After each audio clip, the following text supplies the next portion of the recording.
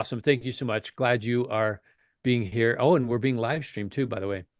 Adam joining us from Denver, Colorado. Dwayne, Duluth, Minnesota. John from Coughlin Automotive in Arvada, Colorado. Oh, nice. John, thanks for being here. Becky Witt from Lincoln, Nebraska. I think the worst roads I've ever driven on were through Nebraska. Becky, I think you know that. Keith from Holcomb, Washington. Keith, I hope I'm saying that right. Trish from Huntington Beach, California. How is the beach, Trish? I heard you really cooled off this last couple of days. That's pretty dang cool. I was down there in California at the ASCCA team weekend. Brandon, Roswell, Georgia. Keith Brown from Tire World. Keith is always here. He's the steady man. You and Andrew. Keith, you and Andrew. This is awesome. No Mary, Kissimmee, Florida. Nice. Nice. Thanks for joining us. Yes, Trish says it's cool, but beautiful. Of course it is. It's California. It's absolutely gorgeous. That's why it costs so much to live there. Keeps everybody out because it costs so much to live there. Hey, I'm excited. Thank you so much for being here. This is going to be a very interesting conversation that we're going to have as we talk about social media, spending your time on social media. Where are you spending your time? What are you doing? My name is Jimmy Lee. I'll be the host with you today, and the voice for you. So if you've got questions, we've got answers. We've got the people here that can help us to disseminate and dissect this information and help us to understand what it is we're looking at as we look at social media as a medium of communication. Joining us today in our joint webinar is Mr. James Harris, joining us from the back seat. That's right. Gotta stay out on the road so we can hit that 400 shop number again this year, Jimmy. Well, I know you got to stay on the road, but thank heavens you're not driving while doing this webinar. That's right. Hey, not this time. We're in the back seat, lounging a little bit. We're really taking it all in. Oh, that's good. That's good. I did do a webinar once at 88 miles an hour. I was not driving. I was the passenger. We were going across the 10 from Biloxi, Mississippi, all the way through to Florida. So that was awesome. I did do a webinar at 88 miles an hour. I love it. That? No, well, I'm glad to be here. Unfortunately, I don't have a driver today, so I've got to take the back seat, but I'm going to take it in stride. So we're going to take it and run with it. Well, and here's James, my backseat driver. Thank you very much, James, for being here. You got it. Appreciate it. Yep. And you notice the picture? I love it. Hey, we were just having a great time in California. Right? We were just there at the team weekend, ASCCA. Great conference there. James was there. I was there. I thought, oh my gosh, we definitely got to get a picture of this. And look how long that hair is. I have got to get a haircut. Just look at that. See, that's it's a looking good haircut. Right? I know. Got to bust out the Flowbee and see what I can do. Thank you for being here, James. We really appreciate it. We appreciate Steer. And congratulations on the merger of Steer and Auto Ops. Yes, a lot of great things that are going to come out of that. It's super exciting. We're really happy to have that team with us now, 100% working with them every day. And, you know, they're bringing great ideas. We're bringing great ideas. And there's going to be a lot of things that are going to be able to come out of that. So we're really excited to see what the future holds here with the Steer and Auto Ops team. Oh, that's super cool. Because if we boiled it down to it, it's Steer is the CRM, Auto Ops is the online appointment setting. Super powerful tool for the two of you guys to come together. Congratulations. That's awesome. Thank you. Yeah. And let's bring in our main guest here, Mr. Chris Enright from Enright Automotive out in Ohio. Chris, how are you? Good. How are you? Oh, we're great, man. Thank you for joining us. And your shop is like 900 square feet in the back 20 acres of your property. Is that right? Yeah. Back 2 acres, but yeah. Yep, absolutely. Oh my gosh. How do you warn clients and customers coming in? Just watch out for the tricycles and the children. Clear of the playground, please. That's right. We keep our kids away from there, I guess. Yeah, that's awesome. I do see a lot of the home at the front, driveway, shop at the back. I see a lot of that in Indiana. I've seen a lot of that in Illinois. James, you've probably seen a lot of those as well. We've got that flagpole property at the back of the property. Well, that's awesome that you did that, Chris. It's been a great journey. I constantly tell people it was a great way to start, and we're ready to grow and ready to expand. So it's been exciting for sure. Yeah. And you have the quintessential story of every technician that started in the industry and became a shop owner. Chris, what is that story? So I started out at an independent shop, then went to a dealership, then kind of mixed it around in between there, between dealerships and independents, and then got frustrated and started my own shop because I thought I could do it better for cheaper. Yes. And is there any, I love that you said that. Thank you. Is there anything that you didn't know that you didn't know that now you know as an owner that we Yes. can share? I mean, because there's a lot of technicians that are out there and they're disgruntled. They're like, man, I know I can do this better. You're only paying me $40 an hour. You're paying me $50 an hour, but I know you're charging $200 at the door. So you're putting 150 in your pocket. What did you learn? I learned that business has a lot of overhead. You can't do it better for cheaper.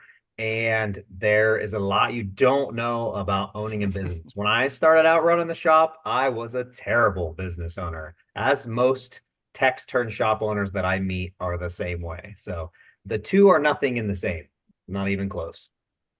It's so true, isn't it? Hmm. It's so true. There's so much. So as I go around the country, and James, I know you see this as you go around the country as well. Yes. Super, super polished, wonderful technicians that can work on anything. It's like cars talk to them. You understand Japanese. You work on Japanese cars. There's shops that speak German. There's shops that speak, you know where I'm going? Like the car rolls in and you say, oh, that's what's wrong. Technicians, highly skilled, super talented. Service advisors at the front counter, super skilled, different skill set. Sometimes a technician can be a service advisor, sometimes they can't. Did you find it difficult to go from being a technician to being a service advisor? Yeah, so actually, while I was at the dealership, I had a short stint where I wanted to be an advisor. So I actually worked at the dealership as an advisor for about 3 or 4 months. And I think it was 2 months in, I told my service manager, I want to go back. I hate this. I hated every minute of it. And so as soon as I could go back to being a tech, I went back to being a tech. And it's funny because now as a shop owner, I You're want back to being a service advisor. I'm back to being a service advisor and the tech, and I prefer being the service advisor most days. So I'm starting to move back, but I've also had a lot of training now too. So that has helped my service advisor side a lot. Getting a lot of those training and going to training events and stuff like that has been a huge benefit. Nice. And those training events, what are you taking as a former technician turned service advisor, business owner now? What are the courses, man? What are the courses, classes that you're taking these days? So the very first event, I made the same mistake as a lot do, and I went and took a lot of technical classes, and I think I took one management class. And then when I went, I actually won the scholarship to Vision back in 2021, I think it was. Yeah, 2021. And so that you have to take all management classes. And that's kind of really when things kicked off. And I took several management and advisor classes while I was there. And that's kind of where things kind of took a 180. And I started really putting in practice what I was learning in those management classes at the training events. So ASTA, Vision, etc.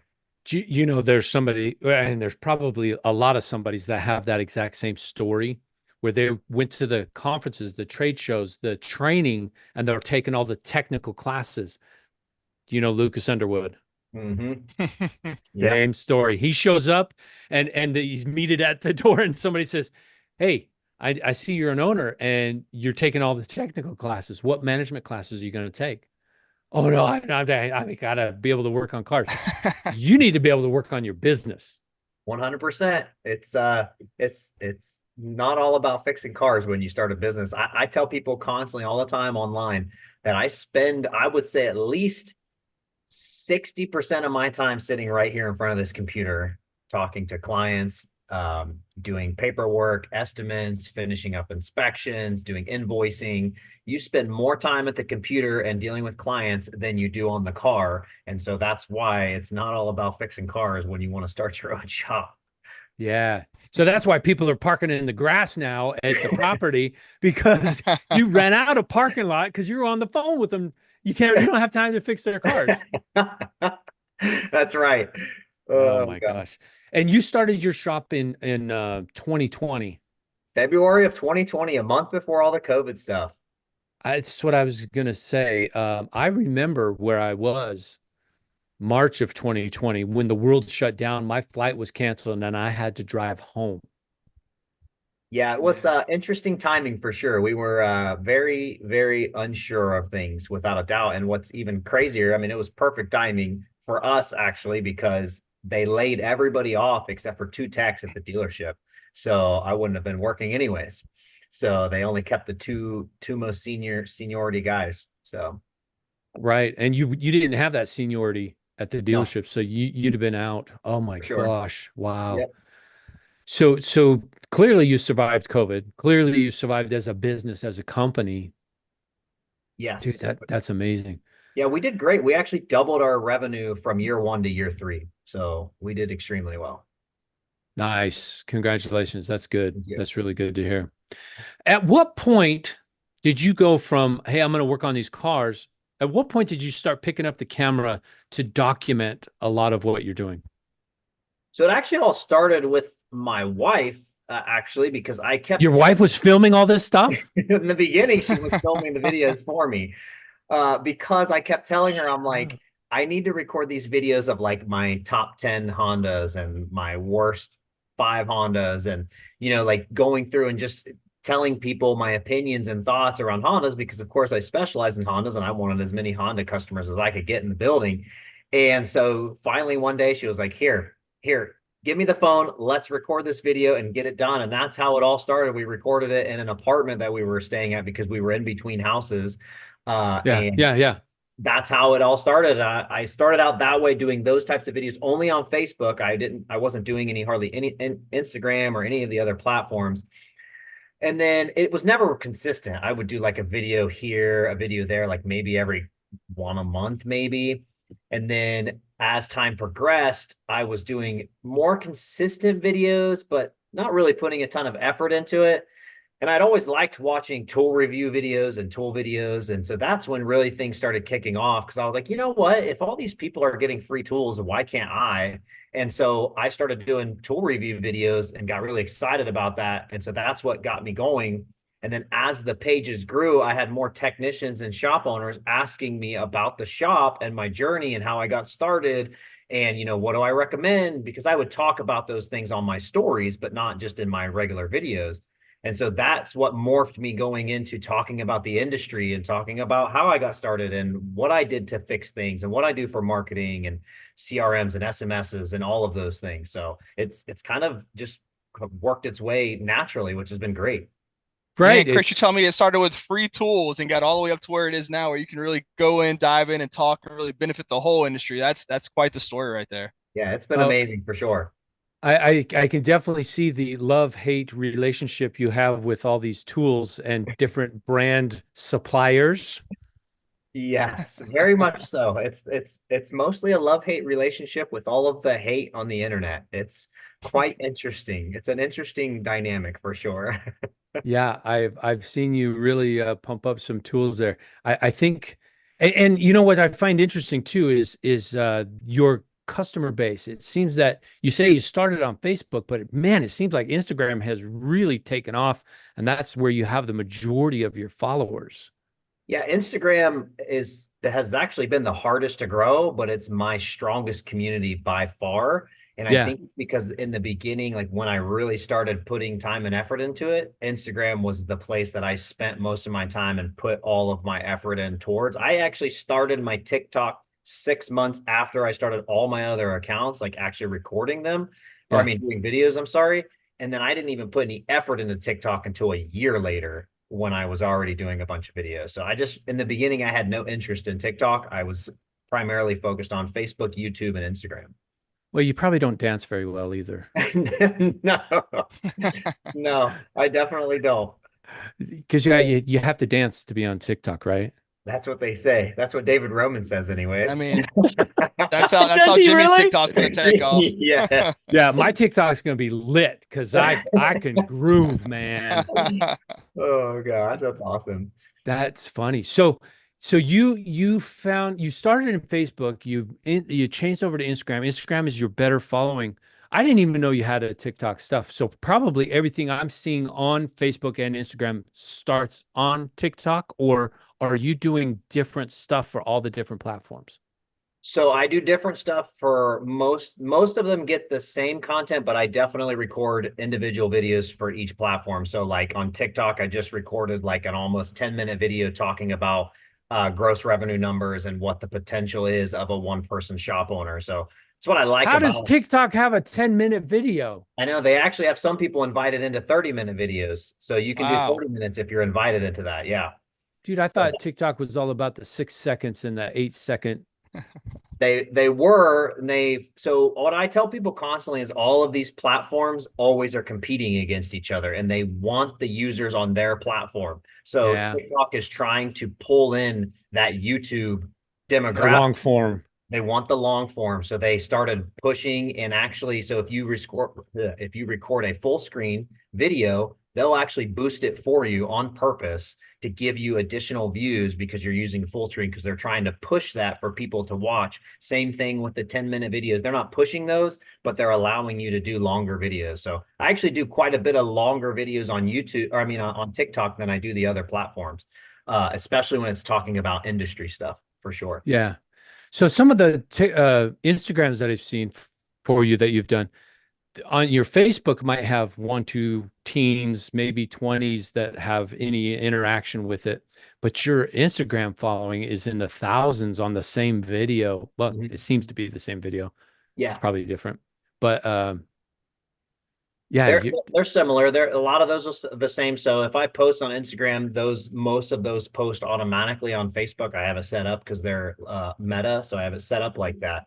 And yeah, Instagram does really well. And even it's funny because sometimes I'll post the same video on TikTok and Instagram and YouTube, and one does tremendously better on one platform than the others. And then sometimes they'll all three do really well. It really depends on the video and who's watching it, how they interact, how it relates to people, and all of that stuff matters. How long people watch the video, video duration is a huge part of it as well. So that all matters. well, and I wonder from our audience, are you guys doing videos? Are you doing TikToks? Are you doing Facebook? Are you doing Instagrams? Are you doing some of this stuff? So I've seen Royalty Automotive Service, Sherwood. Yeah, Sherwood Royalty Auto Service. Yep. Dude, he has blown up on TikTok. Yeah. Him and Dave's Auto Center, and then Brandon Dave's, yeah. Sloan, who is a tech working for someone else, but he's got 1 million followers. And he's getting ready to start his own shop again. So, that having that, because people will bring him transmissions because he's a GM transmission specialist. They will bring him transmissions from other states to have him rebuild it at this other shop. So the power of social media is quite literally incredible. And the fact that it's free if you want it to be is even more incredible. So Yeah. So you can boost it, but you probably haven't boosted any of your videos. You don't I've see only, the need for it. I don't boost any videos. The only videos I boost is if I have some sort of affiliation and I'm getting some sort of commission from it. I'll boost it because I know that my return will be back on my affiliate links or whatnot. So my commissions go up if I boost it. But outside Okay. of that, none of my other videos get boosted. And I've had, anywhere, I think my highest viewed videos like 32 million. I just had one that did like 20 million, 21 million views. And those are tool videos, so keep that in mind. Those are different. Typically the ones where you're like talking about industry stuff, they'll do well. Like I have quite a few of those that will do well and go into the 50 to 100,000 views, but they're not gonna crush it like some of these other videos. So, but I constantly tell people when I talk about social media, it's good to mix it in because you want to catch those algorithm boosts in there. Because when I hit that 20 million view video, every video I posted after that absolutely dominated and they all did extremely well So you can ride that down and try to, I try anytime that happens, I'll ride that wave as long as I can, and I'll post video after video after video, like not all in the same day, but I mean consistently, making sure I have at least 1 to 2 videos a day riding that wave for sure. Okay. Yeah. So Chris, how are you going through picking what content to put on these videos and which content's going to hit harder on which platforms or things like that? How are you going through that decision process of making that choice? So I don't. So now that I hired my assistant, I am actually have been sitting down and going through my analytics and analyzing like video duration, what type of reach it's reaching on as far as followers versus non-followers, which I'm actually finding out some really, really interesting information of how to reach your core followers, which has been fantastic. But honestly, I can't like I've just been doing it now. It's been 2.5 years now. Like yeah. you never really know if a video is just going to go absolutely viral, but you do start to get a feel for like, oh, this video is going to do well. I recorded this video and I added this audio and it just fits. But that was not like that in the beginning. I had no idea. Like I was just throwing any audio with any video and just posting them out there and just getting them out there, which in the beginning, that's what you need to do because just like anything, just like becoming a tech, just like starting a shop, anything you learn new, it's going to be a learning curve. It's going to take time. You're not more than likely going to go viral overnight. That's pretty rare. So you have to learn it and understand it. So now when I create a video, I know the algorithm better. I know the videos better. I know the audio better. So I know how to fit things. I know how to start a video because you want to grab their attention. I used to say within the first 5 seconds. It's within the first 3 seconds. Honestly, within the first probably 1 or 2 seconds, you have to grab their attention because people are swiping so fast now. It's quite literally crazy. So I tried to watch with my son. I was like, dude, you don't even see anything. He's like, flick. Oh, no, no, no, no, no, no. Like it's a half a second for him. yeah. For me, you got a good 17 seconds, but just kidding. Yeah. It's really, really short attention span. So grabbing their attention in that first, second or so is absolutely huge for sure. So Yeah. I've been playing around with some stuff the last few months. I don't have all the information and data yet, but it's gonna be really exciting when I do because and I'll be sharing it all as well. Just kind of showing people what I've been finding out. You going to share this at Asta? No, I won't. But I'll be sharing it on my social media platforms. Oh, good. So everybody tuned in. Yes. That's a nice hook there. Thank you very much, Chris. We all need to watch Chris's information because he's going to post it on social media. So, oh man, I had a question I was going to ask. There is questions coming in from our audience that I want to make sure that we address. And one of them says Adam is saying we're going to be talking about the product in this webinar. So I don't know exactly what Adam is going to be talking about, and unless he's talking about you, Chris, because I think you're the product here. Just kidding. Avery says that they are doing Facebook and Instagram. They're doing Facebook and Instagram Reels. Nice. You finding those Reels, do those translate easily over to TikTok as well? Yes, very much so. I mean, it's hit and miss. They won't always do as good on TikTok. Sometimes they'll do better. But Yeah. I personally think if you're doing those, you might as well just cross post onto TikTok. Now, if you originally record on TikTok and you have the watermarks and then you post on YouTube or Instagram, they don't typically do very well. None of the platforms play nicely with each other except for Facebook and Instagram because they're Meta. Outside of that, you really want to try not to cross post if they have watermarks on them. So I always try to. Is that talking to the fact that I'm going to record it on my camera, not on my TikTok camera or my Facebook camera? Correct. So if you don't film it within the app itself, just film it on your regular camera on your phone and then post it there. Because like if you post natively on TikTok through the app, it's going to have that TikTok watermark on there. And you don't want that. I've seen that. I've seen that on Facebook because I'm generally a Facebook person, and most of our clients at the Institute are Facebook heavy. Mm-hmm. So we have found that our Facebook almost 5-to-1, 10-to-1, 15-to-1 to Instagram. Mm-hmm. I haven't tried anything with TikTok yet. and LinkedIn. We're starting to break into LinkedIn as well. We've turned that on here in the last 4 or 5 months. And I'm learning a lot of interesting things about TikTok.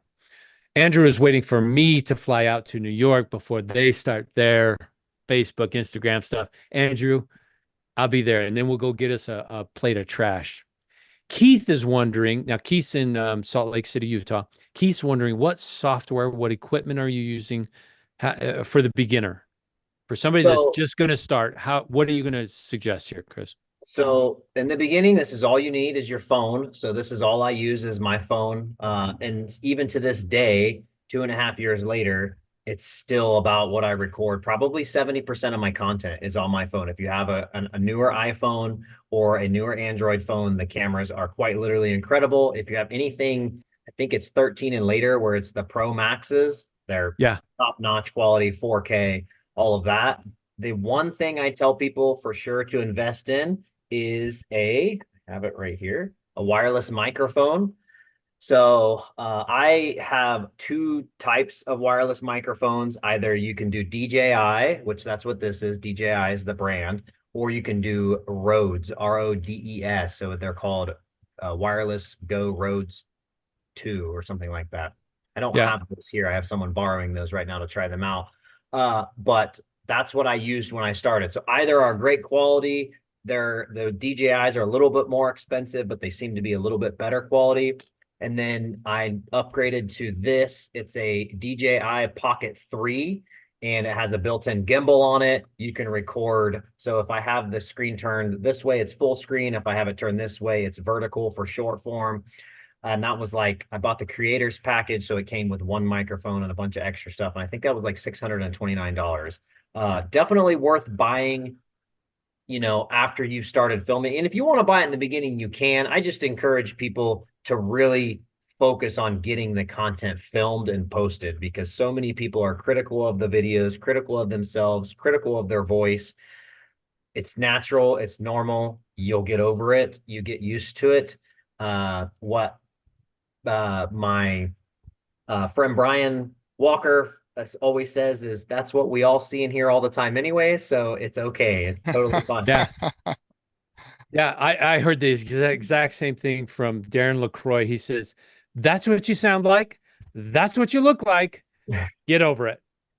It's so true. And it's funny because in the beginning, I absolutely hated it. And now I'm so used to it, it doesn't even faze me. So I have well over, I think, 2,300 videos posted on Instagram now, and thousands of videos on TikTok as well. You get used to it. It's okay. Like, people are fine with it, I promise. Okay, so a cell phone, wireless mic, and I totally agree with you. Super props for the mic, because that audio comes across and it needs to be crystal clear, easy to understand, easy. Don't force me to cringe to try and understand what you're saying. Make it easy for me to understand what you're saying. Has to be there. Yeah, people will watch a video with bad video quality. They will not watch a video with bad audio quality. So you need good audio quality. Yeah. The only other thing I would say is find a good tripod. I used one, I forget what they're called, but one of the bendy tripods that you can like wrap around stuff. And I used my underhoist stand and rolled that around and just had it wrapped around. That's what I used for the first probably year. And then I finally bought an actual tripod. So that's what I tell people. You don't need anything fancy to get started. You really just need the dedication and consistency to actually do it. And unfortunately, most people don't do that. They won't either get started at all, or they'll post a few videos and then stop. So you've got to be consistent, because if you're not consistent, you'll never see results. Now, there are some things to do after you get consistent, but the consistency gets you started. Then you start making adjustments, because I've seen people post consistently and their page never grows and they get a couple hundred views every single video and it never changes. Well, that's because the content is not good, but then they never change the content. But you have to start that consistency, then take a look at your videos and be like, okay, these aren't doing very well. What do I need to do to start making some changes? And then you start making some changes from there. And next thing you know, we're signed up for ballet lessons. That's right. Just kidding. No. Dances. No, nobody has to dance. There's no dancing required in these videos. So Keith is right on the same line. He pops in with another question. So he's got an iPhone. He's got a wireless microphone. Now what? What software are you using?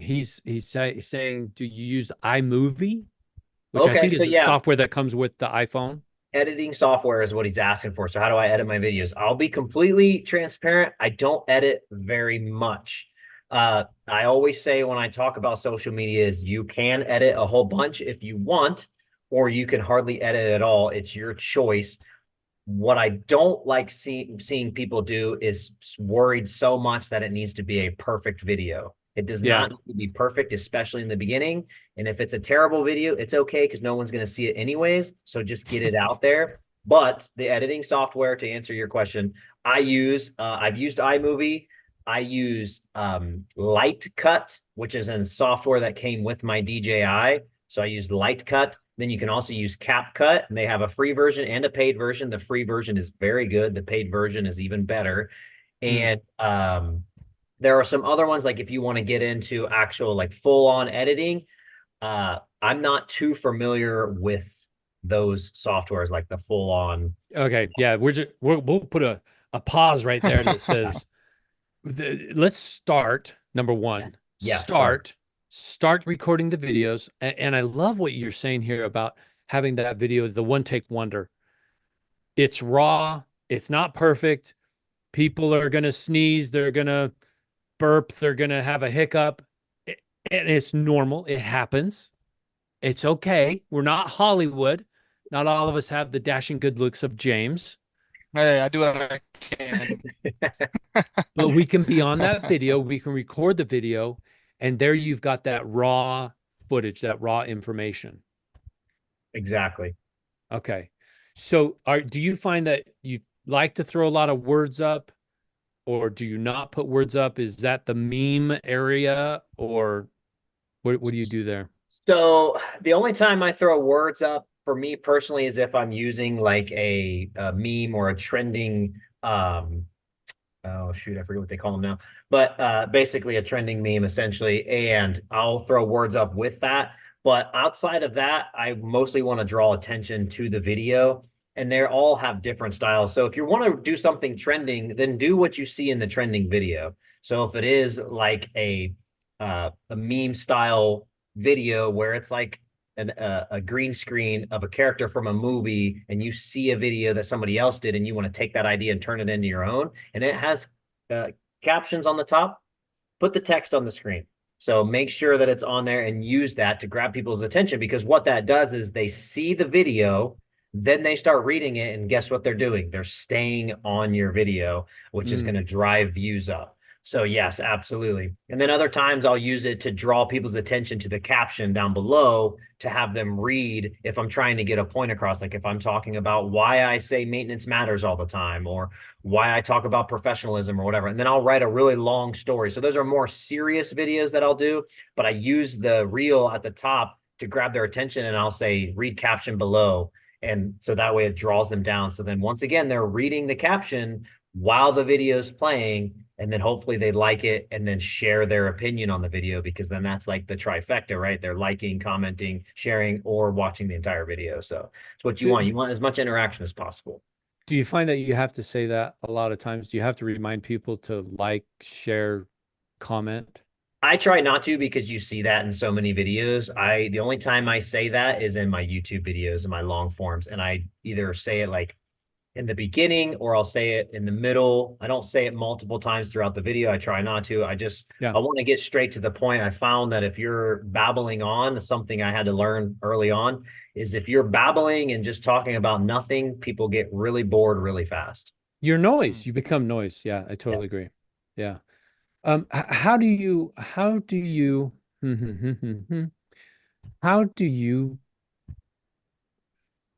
balance this all? And here's what I mean. Here you are, you start the social media to get your name out there, and you get your name out there and you become more well known, and people are bringing their cars to you, and now they're parking in the grass because the parking lot's full, and you're busy. Oh, and by the way, you have a gorgeous family. How do you work the repair shop, work the editing social media, and have the TIME to show LOVE to the family? Great question. I will be fully transparent. At 5 o'clock, I'm done with the shop. So after 5 o'clock, the shop is done. I was one of those people in the beginning, like I said, a terrible shop owner. Mhm. Didn't know what I was doing, wasn't charging enough, working until 6, 7, 8 o'clock at night, working Saturdays and Sundays sometimes. So just Oof. because I thought I needed to fix more cars because I wasn't doing things appropriately as far as the business side of things. So once I started getting that figured out, now I'm done at 5 o'clock every day. I come into the shop early every morning. So I have one of those crazy schedules. I wake up at 4:20 in the morning, I go to the gym, I come home, do all of my stuff, and then I come out to the shop at 7 a.m. We don't open till 8:30. My assistant comes in at 8. So I have an hour of uninterrupted time by myself, and then another half hour before clients really start interacting with us throughout the day. So that gives me time to come in, record videos, schedule videos. I love scheduling videos. You can go in on the apps on a lot of them and actually schedule the videos out. So that way you're not having to babysit them and be like, okay, I want to post this video today at 11 a.m. or 7 a.m. or whatever time that you feel like you want to post it that day. I Yeah. just schedule it out and I'm like, okay, today I'm going to post these 2 reels at these 2 times. It's scheduled and so on and so forth. And so that's what I'll do. I'll have a lot of that set up, or I'll record videos in the morning. And I'm taking care of a lot of that before my doors even open in the shop. And then I do come out here on the weekends, and I'll do live streams on TikTok. I will record a couple videos. I always try to record at least a couple videos on the weekends if I can, and spend like maybe an hour or two in the shop. If I'm doing a live stream, it's a couple hours, and I'll record a couple videos and then do a live stream for about an hour. So, but you get better with time. In the Yes. beginning, your reels and videos are going to take longer. If you want to trim them up, if you want to add transitions, it's going to take some time. But now I can record a video, have it posted, edited, cut, trimmed exactly how I want it within 5 to 7 minutes. That's recording the video. And then we're talking like a 15 to 30-second reel. So I can have it all done within 5 to 7 minutes. It doesn't take me long now. So I'm not spending a ton of time posting a ton of these videos. Now, some of the longer videos, of course, those take longer. Like the 10-minute video took me 10 minutes to record because I had a lot of information I wanted to get across. But those are important to me. So I spend extra time on those. Wow. James, is your mind blown like mine? I thought, what the five Yeah. minutes in seven, huh? He did a I what? mean, that's just what happens when you really dedicate time to a craft, right? Well, you said consistency. That's what it takes on that. Yeah. Consistency Because is key. Carlos is asking that exact question. How much time do you dedicate to your writing, posting, editing, etc.? And it And it's changes. And I do tell people all the time, because we're smaller and I'm still the only one wrenching. It's a happy medium, because if I don't have cars in the shop, then I don't have as much content. If I'm mhm. slam busy, then I don't have as much time for content. So there is a happy medium in there that works perfectly for me. If you can put somebody dedicated over content creation, it's highly advisable. You can look at plenty of examples on these platforms, Instagram, TikTok, YouTube, whatever, where they have either hired somebody or they brought somebody in-house that's already working there, and they just put them over social media. And you can see the growth instantaneously by someone actually spending the time, dedicating the time, recording the videos, posting them. Again, that's not free if you hire somebody, but it's still free Right. marketing. So Right. anytime you can get free marketing out there, you're going to be benefiting yourself. And it's going to take time. It's not going to happen overnight. I feel like all marketing takes time, but Yeah. it's worth it for sure. So I Yeah. would say if you can spend, and it doesn't have to be every day, but as a total for the week, an hour a day, so 5 hours a week, I think that's more than enough time to get plenty enough content, and you can backlog it. So I have videos and content backlogged for weeks sometimes, where I have enough videos on there that I can just post as I get them. And if I get busy in the shop and I can't record any content, I will just use those videos and drain them out until I get, where it's a happy medium again, and then fill up my phone again with more videos and do it that way. It's such a great way to do it. Don't feel like one of the biggest things you want to do when you get done with the video, because you're so excited about it, is post it. And you don't want to just post them all at the same time. If you post videos back to back to back to back, almost all of them will tank. None of them will do Mm. good. Just spread them out. Don't post more than a certain amount of times. Each platform's different and they change it constantly. So if I tell you today here's what they want, it'll Yeah. change by tomorrow. So I'm not even going to waste your time with that. But if posting one a day is where I would recommend starting, 2 to 3 times a week is a good starting place. As long as you're posting at minimum 2 to 3 times a week, that's going to help at least get you started. 2 to 3 times a week, once a day. Do you, oh man, I have so many questions. So do you post them only when you're working in the shop, or do you also post on holidays?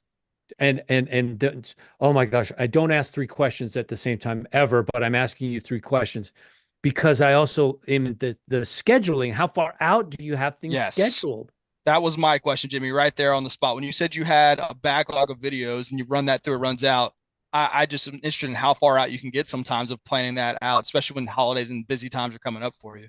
So anytime I'm on like vacation, holidays, or anything, I schedule those days out and I stay off social media. So I want that time to be with my family, and I will even turn off all my notifications, nothing on. I mean, most of my notifications are turned off now anyways, because I get over 100 an hour now. So it's out of hand. Oh my gosh. But I'll have Must be them. nice to be popular, Chris. I don't know. Some days it doesn't feel like it. As soon as he starts getting some dance lessons, it's gonna triple. It's over. Right. That's right. But I usually schedule them out, and this goes up and down. So I do, like right now I have nothing scheduled. So I will just post them as the days progress. And I always try to post 2 reels a day on Instagram. And it doesn't always happen. So these are just rules of thumb I like to try and follow. But I don't hold myself to such a high standard that if I mess up, I'm like, oh, everything's going to go down the tube. It's okay. If I took a week off, my Instagram is not going to burn and crash. People are still there. No one's going anywhere. But I will have them booked out on average, usually 2 to 3 days, sometimes a week, especially if I'm on vacation. I will record a ton of videos while I'm on vacation, and I'll have 2 videos post every single day while I'm gone on vacation. And I don't do anything with them. I just let them do their things. And I might check in maybe once while I'm on the trip. If I have some time and I have some time to myself, I will. But if not, it is what it is. I'll get with everything when I get back. Yeah, I'm sure when you're on vacation, it's 4:20 a.m. and you just bing, wake up. That's You got some exactly right. time. Yep. That's awesome. Chris, I guess with obviously your presence has grown a lot here over the last couple of years, and I'm sure a lot of people that are thinking about doing this, one big question that pops up for them has to be, how is this going to help grow my business? Have you seen a huge correlation there of, as your social media presence has grown, so has the presence of your shop, and as well as utilizing other tools that you use? How do you tie those together? So yes and no. And why I say that is, yes, I've seen growth as a business as a whole, but I've also done my social media quite differently than like what you see like a Realty Auto Service or a Dave's Auto Center, so on and so forth. I have done mine and turned mine into an additional business. So I actually make quite a bit of revenue for my social media, which is, and it, comes along with my business. But as my social media has grown, my business has grown too on top of that, because I'm paying for marketing and I'm paying for, things like that, and doing blog posts and having my marketing company put that on my website. All of that comes full circle. Now, if you don't do what I did and turn it into an additional business, then yes, absolutely. You're going to see growth.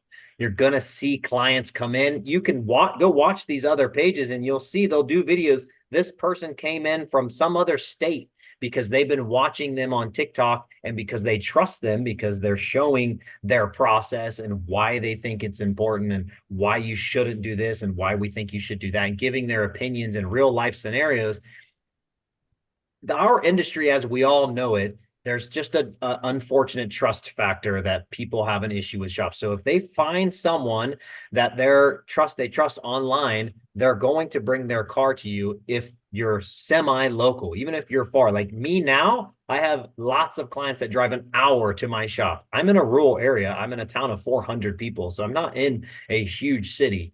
And people will absolutely drive to you and come to you if they trust you. I mean, the proof is in like collaboration and content creators and social media influencers, because people trust those people. So your shop is becoming like a content creator or a social media influencer. It's the same idea, just you're just making the content slightly different. Did you see that thought just evaporate? Oh, I got it. who's your audience? Who are you making your videos for? Because you're a shop owner and you have clients, you have customers. I see a lot of your videos, they're tools, and which would say technicians and DIYers, and that's a different market. So who's your audience? My audience is technicians and shop owners. I mean, I don't cater to DIY. I mean, I talk all the time that I don't have any interest in helping the DIY community. I have nothing against the DIY community, but I tell people all the time, it's how I support my family and my wife and kids. So I don't want people to fix their own stuff. It's okay if they do, but I would prefer them to bring it to my shop and have me fix it because I got to pay my bills and support my family. So I cater to shop owners and technicians, and I can cater to the consumer as well. Yeah. So now that I've hired Abby, we are starting to do more types of videos, and I call them interview style videos, where she'll come up and ask me a question, and then I answer those questions. So like the most recent one we did is, what vehicle I think will make it to 200,000 miles. And Yes. those types of videos are going to reach consumers because who all is going to comment on that video?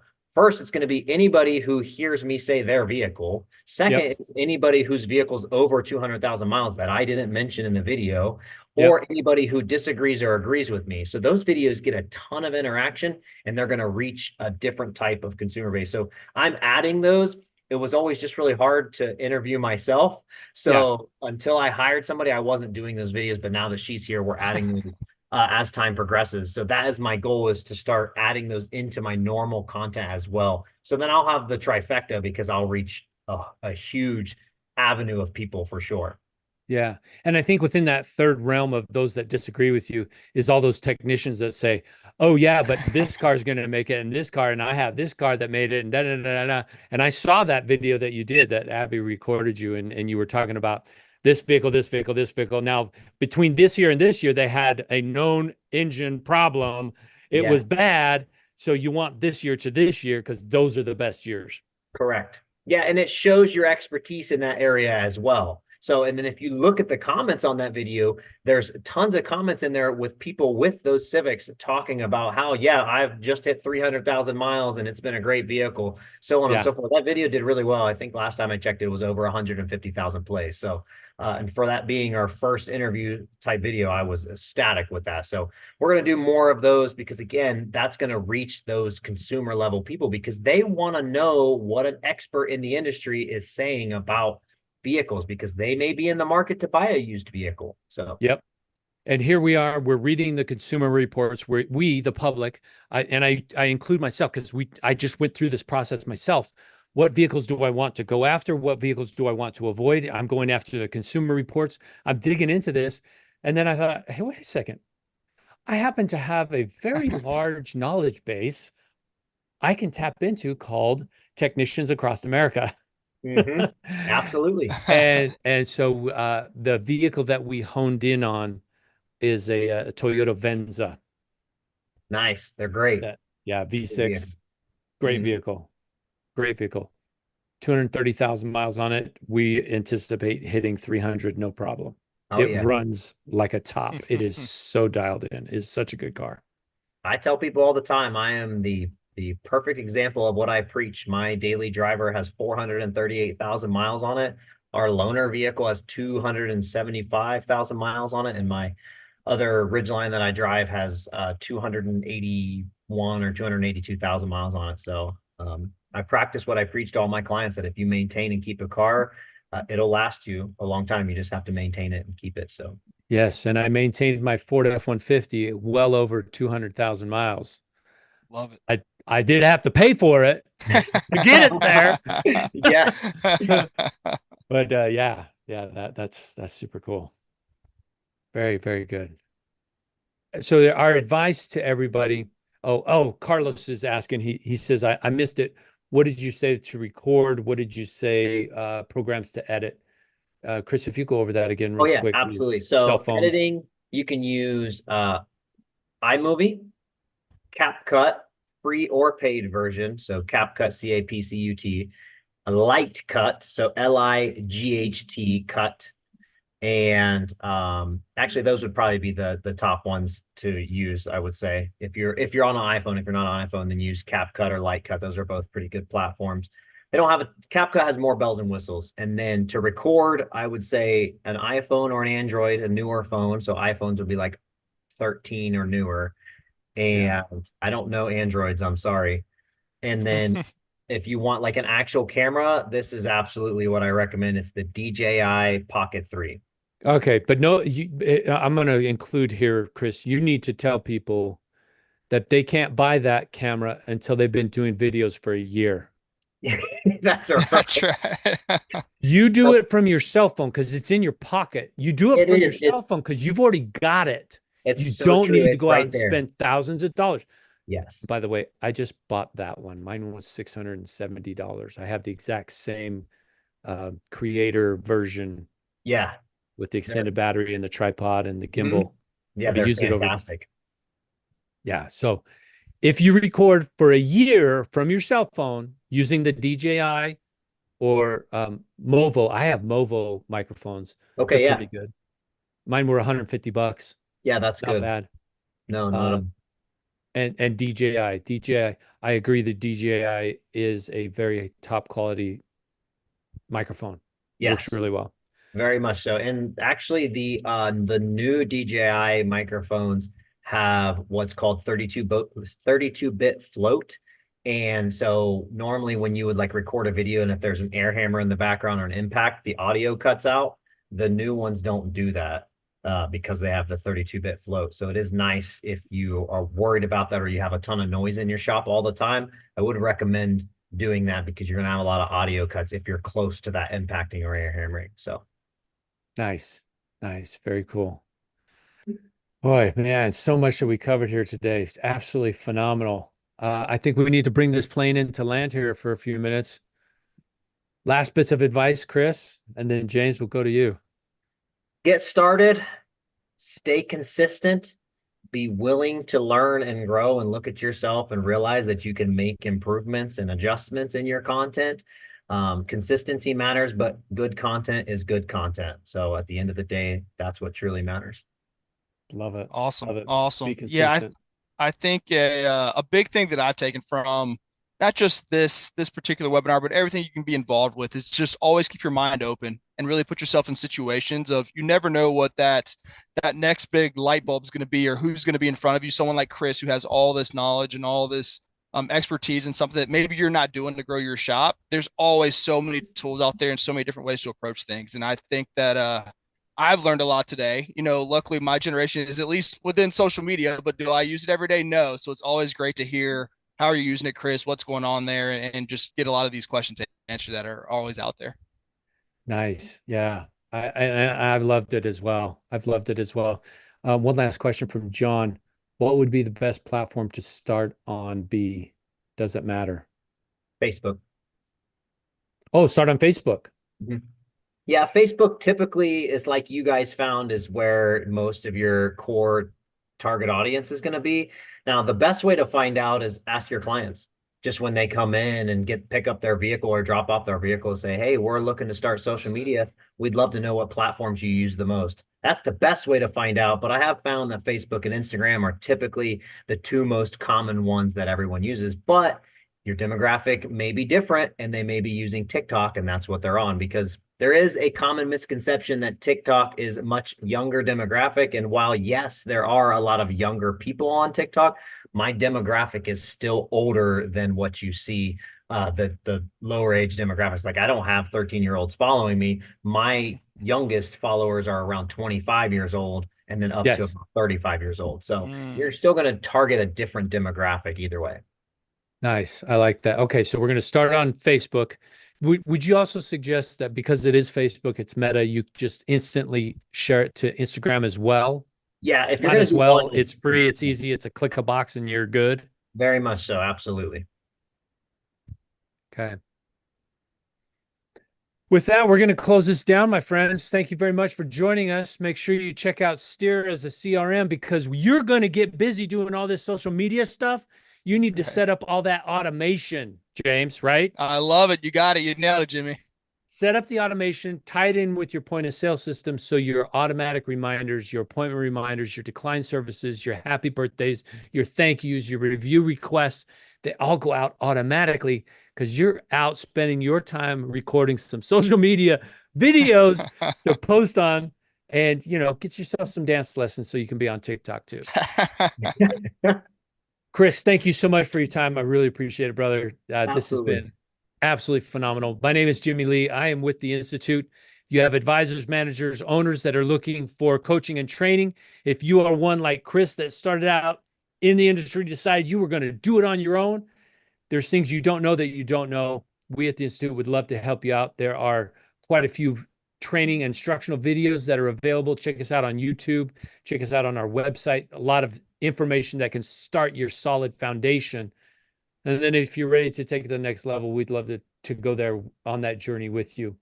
Upcoming events in October, 8 through 12, 5-day service advisor training, super intensive in Ogden, Utah, at the headquarters of the Institute. If you have service advisors that need training, bring them our way. We would happily give them that solid foundation to build off of so that they can definitely help you as a shop to grow and be bigger and better.